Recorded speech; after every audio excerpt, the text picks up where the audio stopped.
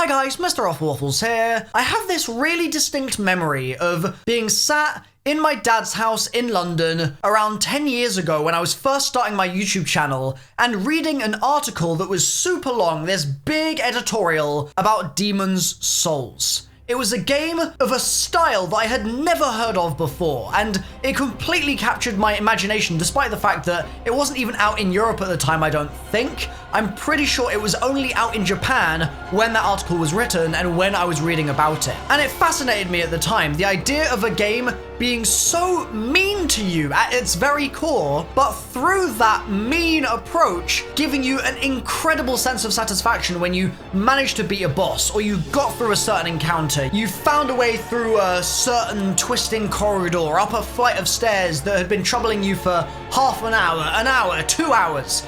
All those little things sounded so interesting to me, but I don't think it was out in the UK. I had no money, like I just did not have a lot of money back then, and so I was resigned to just having to let the game pass me by and hoping that in the future I might be able to get to experience it. And then I got to play Dark Souls a couple years later, and I hated it. I could not get past the first area, the very beginning of the game, the opening maybe 10-minute sequence. I couldn't do it. I just couldn't. There was something about the way that I had been trained to play games over the years that meant that when I tried to apply all of my gaming know-how to this game, I just completely flopped. It was impossible. And I remember having to watch this huge intro sequence and then dying and having to watch the huge intro sequence again and just feeling like these sorts of games weren't for me. And then I got to play Bloodborne. In fact, I kind of bought a PS4 for Bloodborne, and boy, oh boy,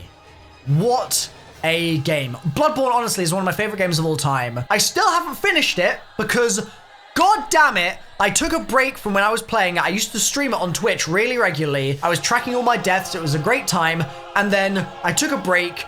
I forgot all the nuances of the controls. I forgot where exactly I was in the sort of story thing that was going on. And when I tried to go back, it was just impossible. But Bloodborne as a game, phenomenal. Absolutely phenomenal. And I don't know what it was that clicked with me then that hadn't clicked with me previously, but man, it was every single thing I wanted from that sort of game. Every single thing was represented in Bloodborne. The only thing I could have asked for would have been a higher frame rate. It was just fantastic. And so, when I heard there was a new game coming out from Software, I was really intrigued. I was interested because I was hopeful it was going to be Bloodborne 2, and it's not. Instead, it's called Sekiro: Shadows Die Twice. This isn't a sponsored video, by the way. People ask me that 24/7. No, it's not sponsored unless I say it's sponsored. You can chill, don't worry. But Sekiro: Shadows Die Twice comes out in 2 weeks? Yeah, about 2 weeks. And I am frothing at the mouth for this game. I am so ready. And I also want to make some content for it on my channel. I don't know if that's going to be video stuff. I don't know if I'll try and dabble with the story in any way, or if I'll more go for just some sort of highlights, maybe a funny moments thing here or there, one or two, maybe a stream, I don't know, and kind of leave it at that. I'm not sure yet. Maybe I'll stream the whole thing on Twitch and then post highlights on YouTube. Who knows, right? But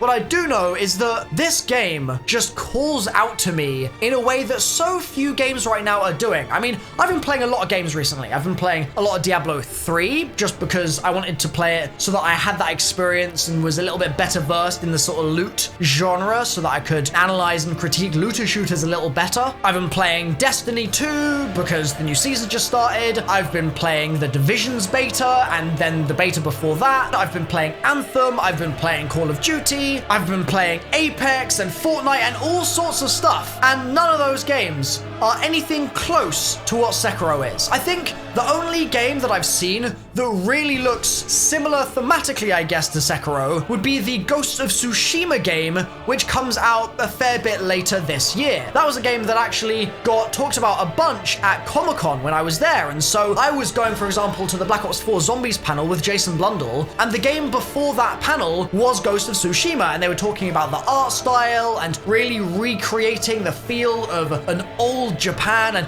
all these cool things, right? But it ain't a From Software game. It's just not. It's something that I'm definitely interested in, but I'm interested in it in 6 months' time. Right now, Sekiro has my full attention, and it's just nice to have a game like this coming at a point in the year when we've just had releases like Apex, we've just had releases like Anthem, The Division comes out in like a week, there's all these other games of other styles coming out right now, and then we get this, and it's just like, boy, you've been having a good time in Anthem?